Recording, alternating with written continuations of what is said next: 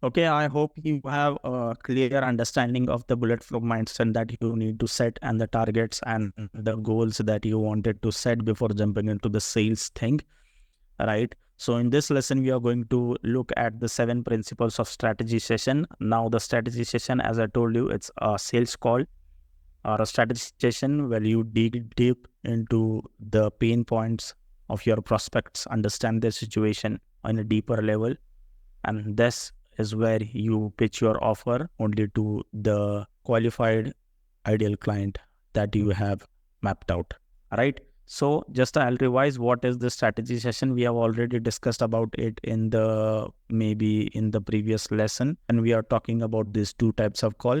Okay, what is the strategy session? Strategy sessions are the formal sales calls that are last around 30 to 45 minutes, as we said, and which are often called as pre-consultation and discovery call. Sometimes some people call it strategy session, strategy call, or a sales call. Okay, so it is reserved for the prospects who are your ideal client, right? And who have good idea about who you are and what you do. Okay, because they are offered to prospect who is a good fit or who appear to be a good fit for your program and your offer, because this call isn't offered until you have enough information to make an educated guess that they are a good fit for your program or not. So the purpose of this call is simple: to dig deeper into the prospect's pain points, help them identify what's holding them back, and share your offer with them if you are confident that you can help them achieve what they actually needed. Okay, so in this lesson, we are going to start by looking at some important principles, 7 principles to keep in mind when conducting a strategy session or a sales call. Then we are going to jump into the structure of strategy session, how each of these pieces fits together, and how to have a successful sales call, that we are going to see in the next lesson. So moving on to the 7 principle of strategy sessions. So as I said, before we dive into the structure and the flow and the framework of the strategy session, there are some key sales principles to touch on.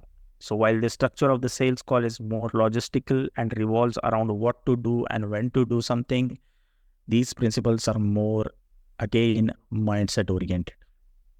So understand them, accept them, because this will help you to conduct better sales call, better strategy sessions, right?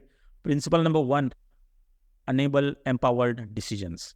Now, the strategy session is not solely about making a sale. Keep that inside your mind. The strategy session or the sales call is not solely about making a sale.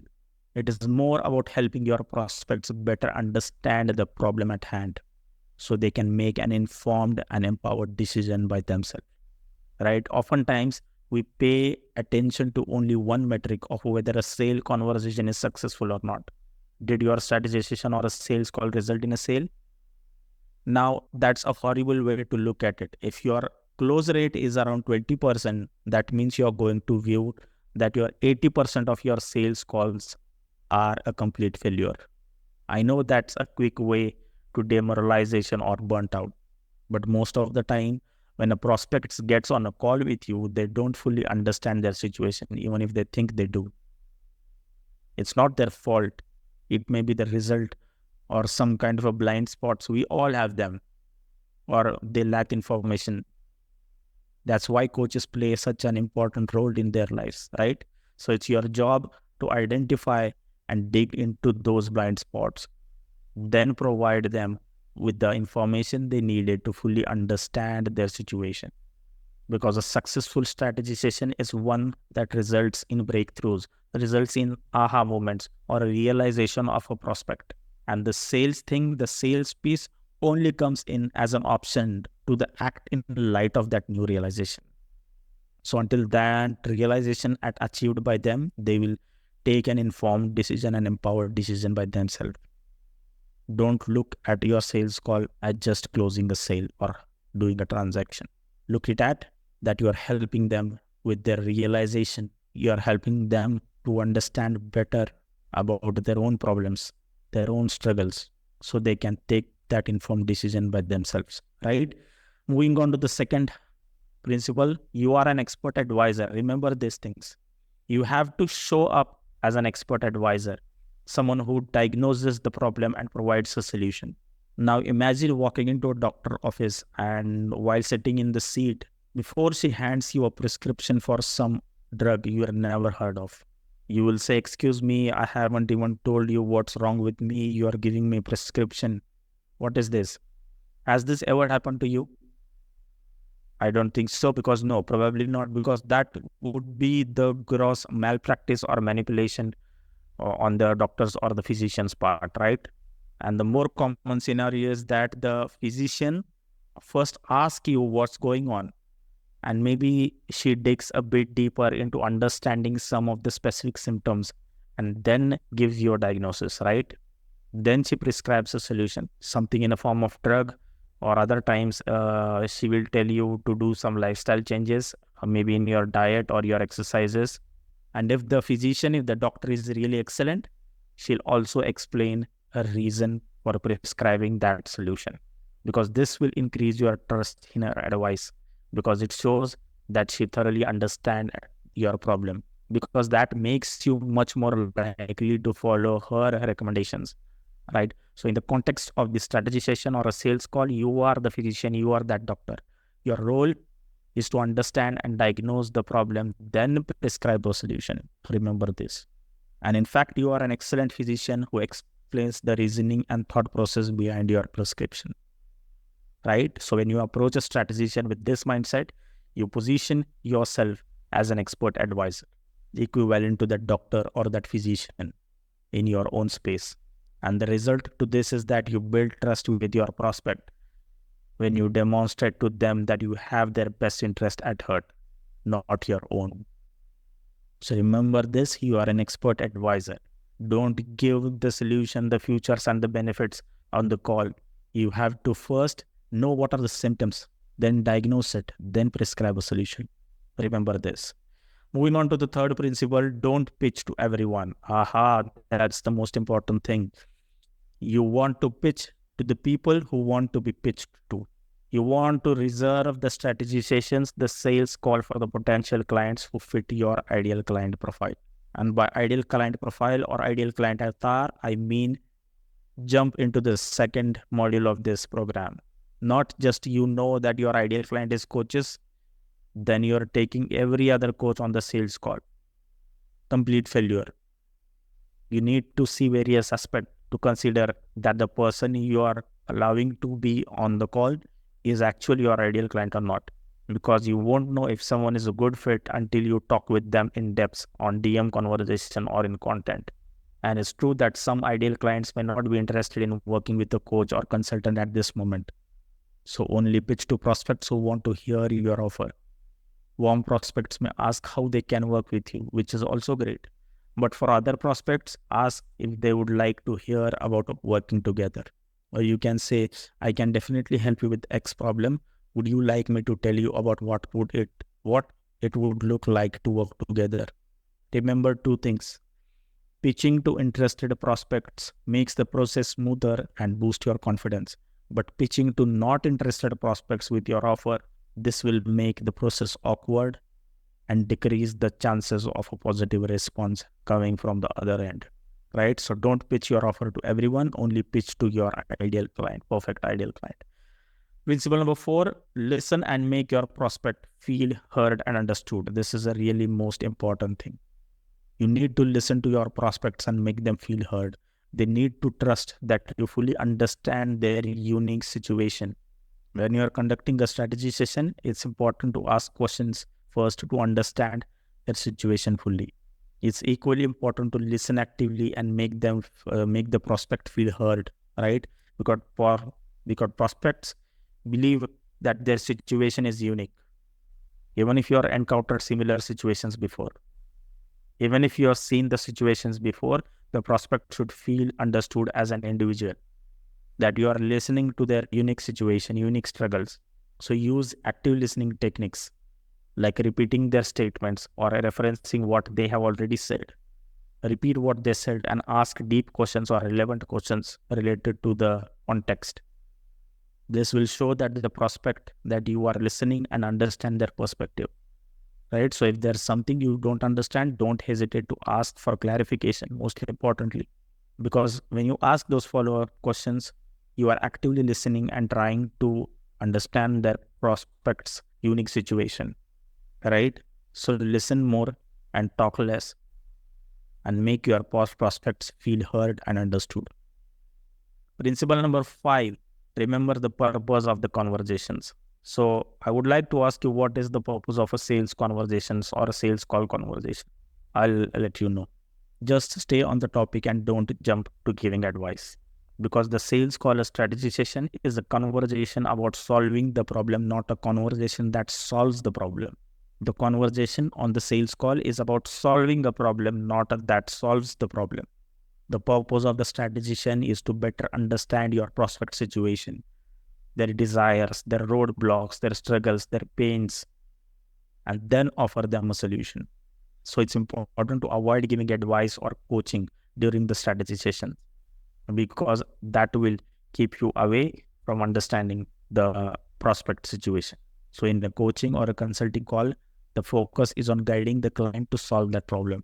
But in the strategy session, it's different. Strategy session is a conversation about solving the problem, not actually solving it during the call. Instead of immediately offering solutions or features or benefits of your offer into a coaching call, continue digging into the prospect's pain points, their problems, to better understand it. You should avoid to turn your strategy sessions into a coaching call and solve the problem right away. You need to stay curious and gather complete information about the prospect situation, then provide the higher quality solutions later on. Okay? So you need to reframe prematurely solving the problem. You will gain more insights that may lead to addressing the root cause of the issue. Okay? Moving on to the 6th one, you are in the driver's seat. Now, remember that you are leading the conversations, not the other person on the strategy session. Because in a strategy session, it's important to set the agenda and establish yourself as a leader. You need to take charge, because that will ensure that you have an effective and focused conversation going on. If you don't lead, the prospect may naturally take the control and ask rubbish things. You guide the decision by deciding what topics to cover. Sometimes prospects resist your leadership and want to be in control, but you need to consider if their need for control would hinder the coaching or the consulting process.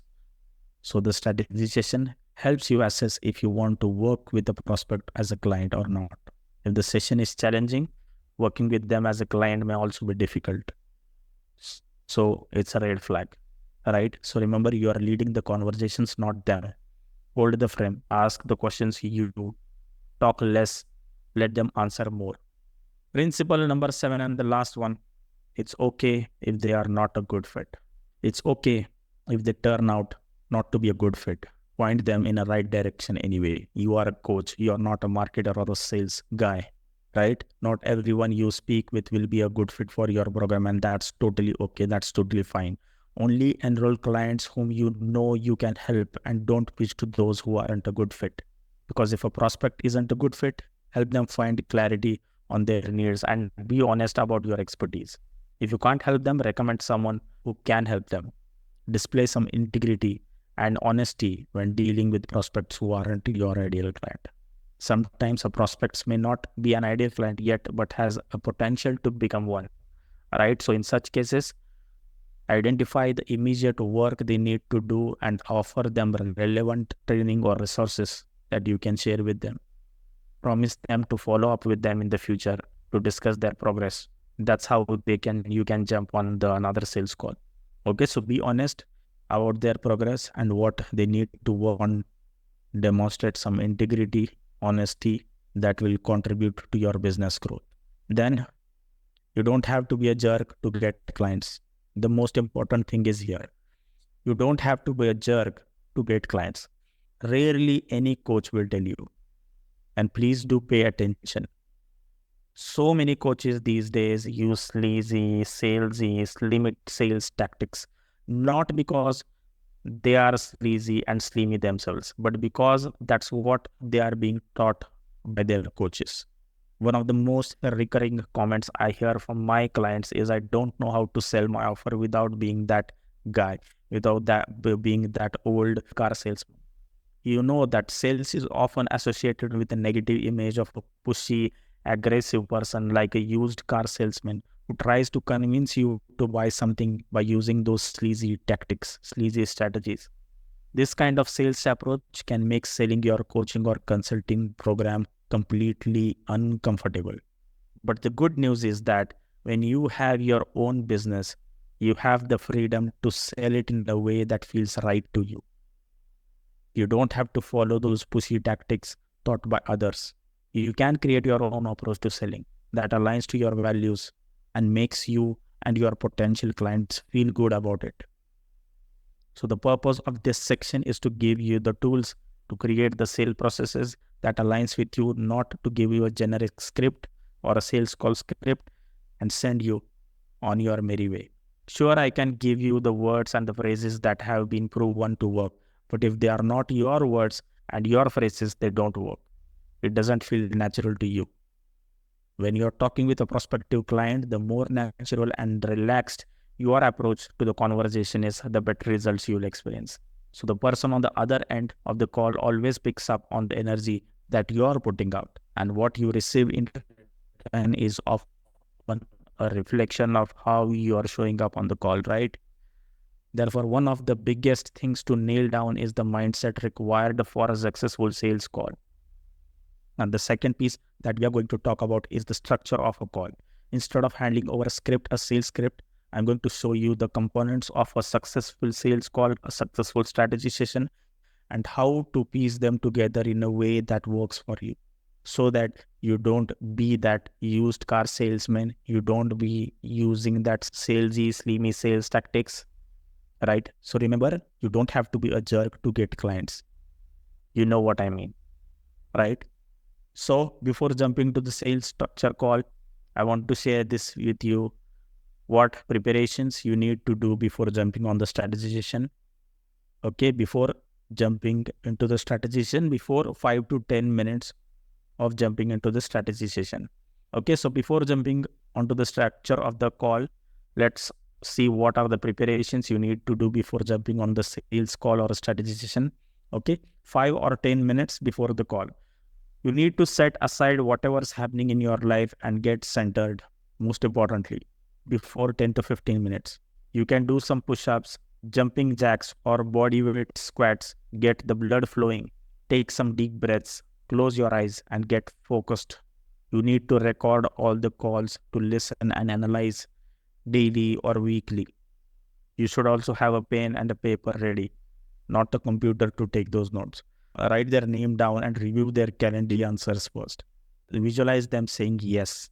Replay the past successful sales call that you have in your mind. Make sure you're in a quiet place with a good Wi-Fi connection, good internet connection. Keep in mind that you are in a control of the call. You are in a driver's seat. They come to the call because they have a problem. They need your help, and you have what they need, not the other way around, right? So never make them feel wrong, unheard, or ununderstood. Don't shame or don't give any judgments. You have to match their energy, match their tonality and their pace.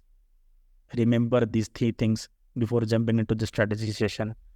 And I'll see you in the next lesson, where we are jumping into the straightaway structure, the framework of the strategy session, the sales call. I'll see you there. Thank you.